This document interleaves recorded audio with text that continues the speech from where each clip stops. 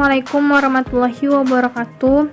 Nama saya Nur Aisyah Syarifah dengan NIM 0503182114. Tujuan video ini saya buat untuk memenuhi tugas ujian akhir semester mata kuliah Studi Kelayakan Bisnis dengan dosen pengampu Bapak Rahmat Putra Ahmad Asibuan, MSI.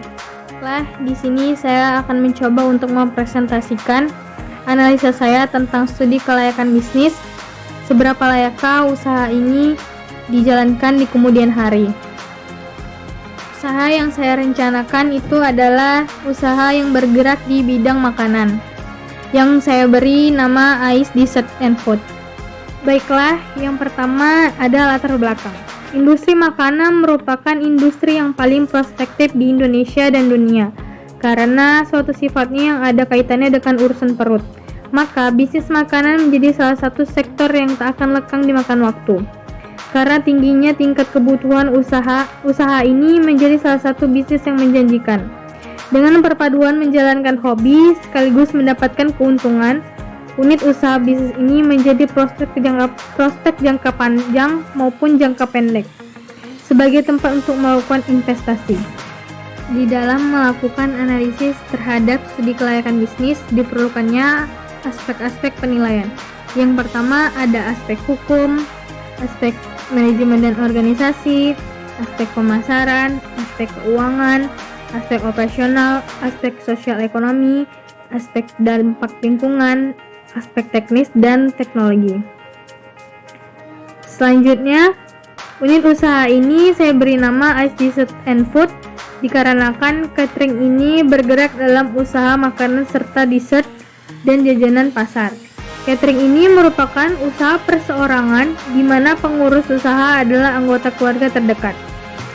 Pimpinan usaha ini saya sendiri serta 2 orang lainnya yang membantu. Alamat usaha Jalan Pelaksanaan Baru Gang Muslim, Lodendang. Nomor HP 0813 69 880940.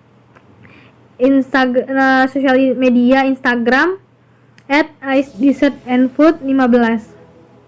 Rencana akan beroperasi tanggal 25 Februari 2021. Baiklah, aspek yang pertama adalah aspek hukum.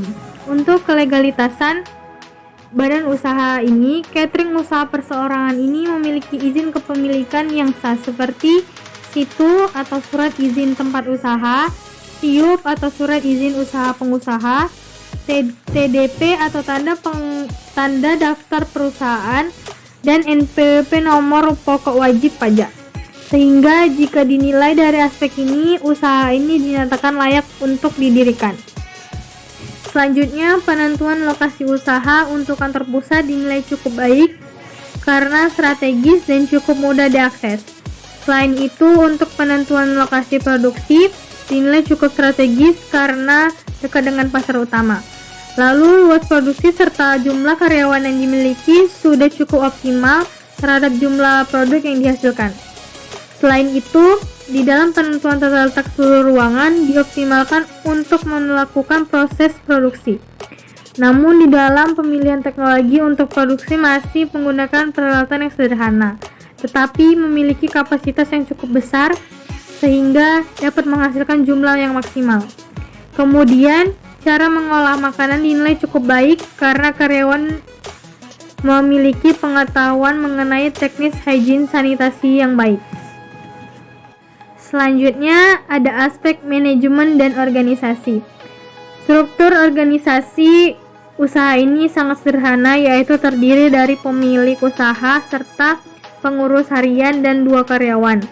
Sehingga bentuk organisasi yang dipilih pun adalah organisasi garis atau lini, dan pemilihan bentuk organisasi ini sesuai dengan usaha ini yang berskala kecil dan tidak memiliki banyak karyawan.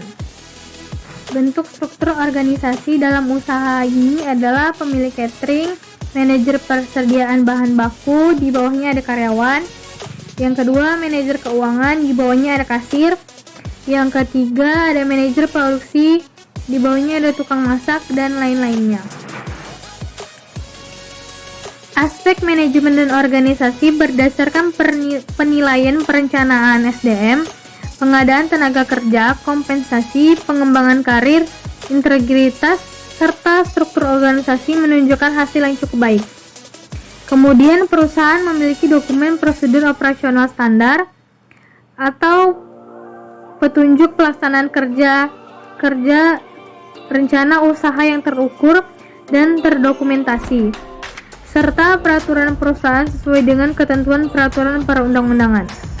Pelaksanaan program keselamatan dan kesehatan kerja yang terdokumentasi sesuai dengan ketentuan perundang-undangan, memiliki sertifikat layak hygiene sanitasi jasa boga sesuai dengan ketentuan peraturan perundang-undangan.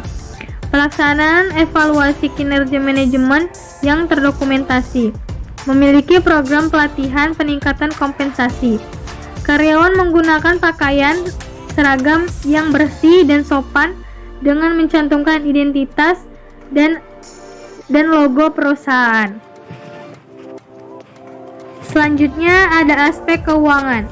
Total biaya pembangunan catering tersebut berdasarkan sebesar 51 juta dengan rincian sebagai berikut. Yang pertama, kompor gas 2 unit sebesar 2 juta.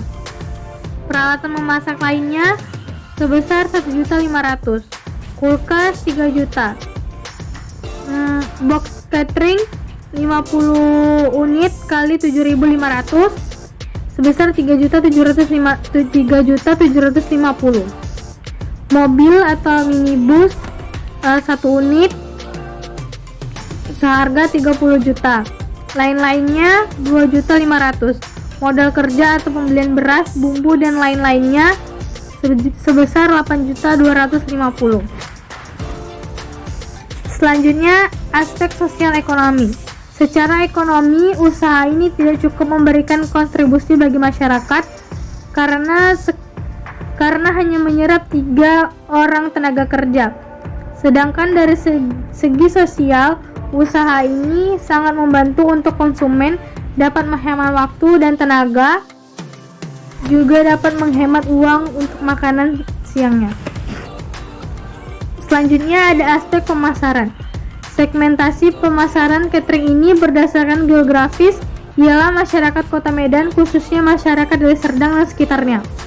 Kemudian berdasarkan demografis, ialah usia 17-50 tahun, serta memiliki pekerjaan yang padat. Selanjutnya berdasarkan psikografis dan perilaku, ialah ditunjukkan untuk masyarakat kelas menengah hingga atas dengan gaya hidup serba praktis serta memiliki pengetahuan mengenai catering. Target pasar catering ini ialah masyarakat Kota Medan di sekitar Deli Serdang dengan status sosial menengah ke atas.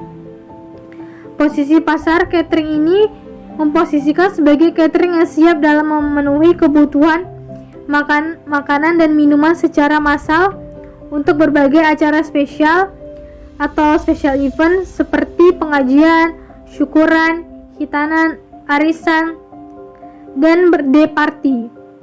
Selanjutnya ada aspek operasional. Dalam berencana untuk mengembangkan usaha ini, kami memiliki lokasi usaha cukup dekat dengan gedung tersebut. Alasannya adalah lebih dekat dengan pasar karena daerah tersebut merupakan daerah perkantoran, sehingga kami lebih mudah memasarkan produk kami di tempat lain, agar kami lebih mudah mengantarkan produk tersebut ke langganan kami. Baiklah, sekian presentasi dari saya. Bila mana banyak kekurangan mohon dimaafkan. Wassalamualaikum warahmatullahi